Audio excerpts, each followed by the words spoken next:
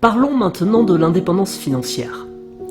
Comment devenir riche avant vos 40 ans ou 35 ans si vous êtes brillant, ou même beaucoup plus tôt si vous avez une opportunité comme celle que j'ai eue. Laissez-moi vous montrer.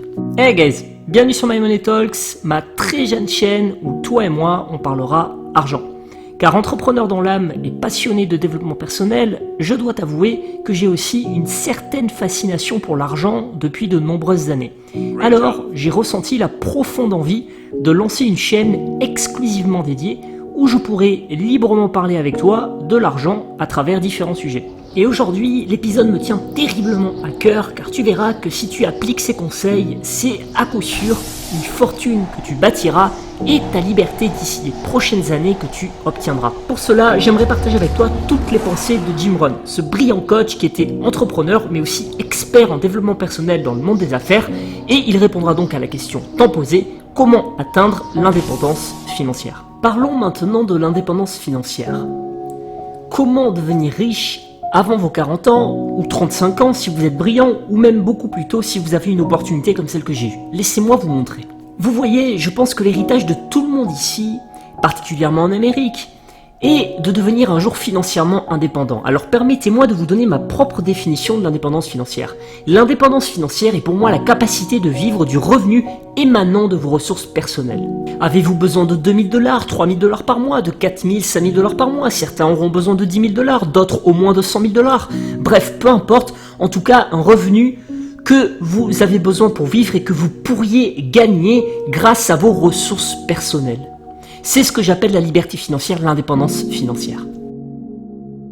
Maintenant, laissez-moi vous montrer comment l'acquérir. Si vous commencez à l'âge de 15 ans, entre 15 et 35 ans, il y aura donc 20 ans. Et d'après mon expérience, basée sur mes recherches également, 20 ans c'est bien assez de temps pour devenir financièrement indépendant. Si vous ne l'êtes pas, ce n'est pas parce que vous vivez dans le mauvais pays, mais probablement que vous avez le mauvais plan. Il est facile, vous savez, d'être une bonne personne mais avec un mauvais plan. J'ai découvert moi tout ça quand j'avais 25 ans et j'étais fauché à cet âge-là et pourtant j'étais un gars sympa. Vous m'auriez aimé, mais je vous le dis.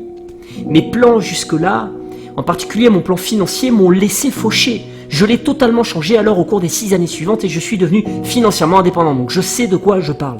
Voici ce que vous devez faire. Vous devez tout d'abord développer la bonne philosophie. Une philosophie de notre économie. Si vous développez la bonne philosophie, c'est ce qui définira ensuite votre direction. De manière à ce que 6 ans après, cela vous amènera où vous voulez aller au lieu de gaspiller vos 6 premières années comme je l'ai fait quand mes économies se sont effondrées, pas d'argent et un compte bancaire vide. La bonne philosophie donc, laissez-moi vous donner quelques philosophies à considérer. Voici la première, c'est ce qu'on appelle la philosophie des pauvres. Et la voici. Les personnes pauvres dépensent généralement leur argent et investissent ce qui reste éventuellement. Ensuite, c'est la philosophie des pauvres. Maintenant, voici la philosophie des riches. Les riches investissent leur argent et dépensent ce qui reste ensuite. Cela est un début de réponse. Le montant importe peu. Le plus important n'est pas le montant, mais la philosophie que vous adoptez. Je vous demanderai donc d'adopter cette philosophie, c'est-à-dire de dépenser après avoir investi. Investissez d'abord puis dépensez. Et j'ai une petite formule que j'aimerais partager avec vous. Que doit faire un enfant avec $1? Il y a l'opinion selon laquelle ce n'est qu'un enfant et ce n'est qu'un $, alors quelle différence? Eh bien, au contraire, mon avis est que ça fait toute la différence. Au contraire, l'avenir économique d'une personne commence avec un enfant et sa gestion du dollar.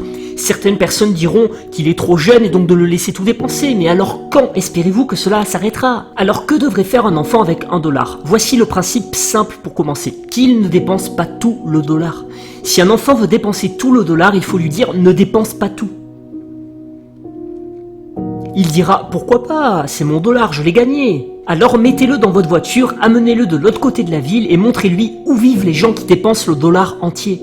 Donc ne dépensez pas tout le dollar, laissez-moi vous donner mon meilleur point de vue de ce qu'il faut faire avec $1. Voici mon premier conseil. Ne dépensez jamais plus de 70 centimes.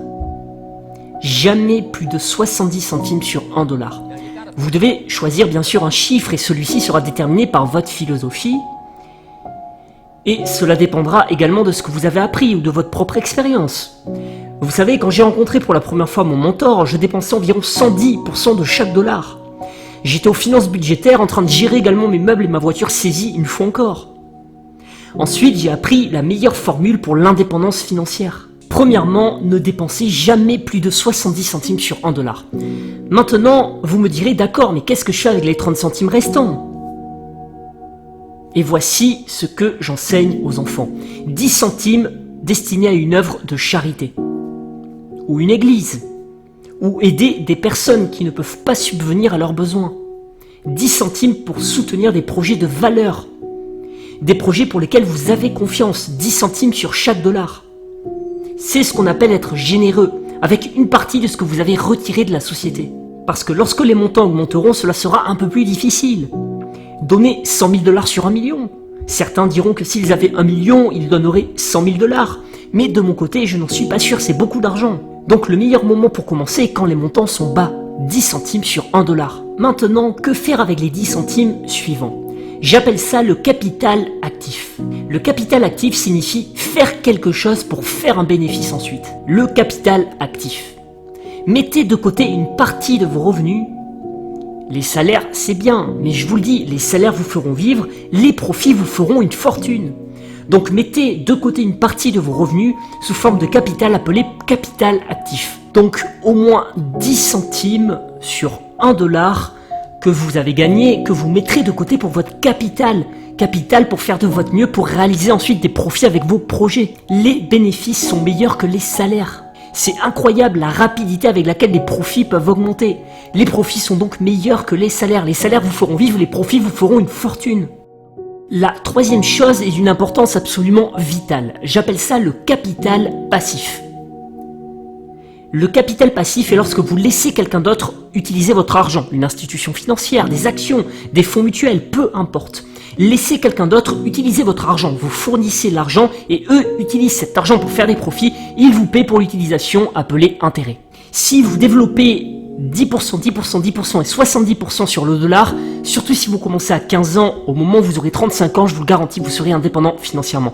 Vous aurez la possibilité de vivre d'un revenu provenant de vos propres ressources. Il existe une philosophie biblique qui enseigne que l'emprunteur sert au prêteur. Si vous voulez être en position de force en vieillissant, lorsque vous aurez atteint votre maturité, que vous aurez peut-être votre propre business et que tout ira bien pour votre avenir, la position que vous avez toujours voulu avoir, c'est la position du pouvoir. Et ça s'appelle la position du prêteur. Le prêteur est dans la position du pouvoir. Si les enfants apprennent suffisamment tôt et que vous leur demandez ce qu'ils aimeraient être, une fois qu'ils auront compris, ils diront qu'une des choses qu'ils voudront être, c'est être l'un de ces prêteurs. C'est la position du pouvoir, pas le dépensier. Vous aurez de la peine si vous êtes dépensier pour le reste de votre vie, vous ne faites que dépenser. Vous devriez devenir donc un prêteur. Et je pense que ça, c'est l'une des formules à suivre. Gardez 10 centimes sur chaque dollar, laissez quelqu'un d'autre l'utiliser, soyez un prêteur à la position de pouvoir pour essayer d'avoir des profits. Ne pouvons-nous pas aussi apprendre à nos enfants à fouiller dans le quartier ? À trouver un chariot cassé, le payer à 1 dollar, le ramener à la maison, le nettoyer jusqu'à ce qu'il soit propre, et le peindre en rouge jusqu'à ce qu'il brille, de bien régler ses roues, et le ramener dans le quartier ensuite pour le revendre à 5 dollars. N'importe qui peut faire ça. Maintenant, est-ce que l'enfant mérite 4 dollars de profit ? La réponse est bien sûr que oui. La société a maintenant un chariot tout neuf. C'est ce sur quoi l'Amérique repose. Trouver quelque chose, le retoucher, le rendre meilleur, puis faire du profit. Ensuite, utilisez une partie de vos ressources aussi pour aider les gens qui ne peuvent pas subvenir à leurs besoins. Et enfin, laissez quelqu'un d'autre utiliser une partie de votre capital pour faire des bénéfices. Certains projets nécessitent plus de capital que celui dont dispose la personne. Donc vous les laissez vous payer pour l'utiliser. Conclusion de l'épisode d'aujourd'hui, tu n'as pas besoin d'avoir hérité d'une fortune ou d'être issu d'un milieu aisé pour prospérer. Si tu mets de la rigueur dans la gestion de chaque euro que tu as épargné, c'est le temps combiné à tous tes petits investissements qui te conduiront ensuite tout droit au succès d'ici les prochaines années. Voici un exemple qui va te parler. Regarde le titre Amazon coté en bourse le 4 décembre 2020. 3162 dollars. La personne ayant acheté juste 10 actions Amazon le 10 décembre 2010 à 175 dollars, eh bien aujourd'hui cette personne perçoit une plus-value de 29 000 € à peu près en revendant ses titres. Imagine, tu multiplies ce type d'opération une dizaine de fois. C'est aujourd'hui un petit appartement bien placé dans une ville attractive que tu obtiens tout frais payé grâce à la philosophie que tu as appliquée et les petites actions chaque mois que tu as opérées pour faire travailler ton argent durement gagné. Tu peux commencer aussi à consacrer une autre partie de tes revenus à la création d'un projet entrepreneurial permettant ensuite de générer un profit qui te servira à augmenter tes investissements boursiers. Investir dans un équipement audio ou vidéo pour créer une chaîne YouTube que tu pourrais monétiser, ou chasser des produits soldés que tu achèterais pour revendre ensuite à un prix plus élevé, sont des idées géniales pour mettre le pied à l'étrier dans cette philosophie de vie qui ne pourra que te conduire au succès. Bref, tu as compris l'idée, ne pas trop dépenser, investir, prêter. Fais bien attention toutefois car l'investissement présentera toujours des risques de perte en capital. Et ton argent est sacré, donc c'est avec prudence que tu dois le manipuler. Dans le prochain épisode, on abordera un autre aspect de l'argent. Et en attendant, si tu as apprécié cet épisode, ton like et ton commentaire seront très importants pour moi. Cette nouvelle chaîne est en lancement. J'ai donc plein d'idées sur l'argent que l'on pourrait ensemble aborder. Alors si tu es intéressé par le sujet, tu peux me rejoindre sur cette jeune chaîne et t'abonner.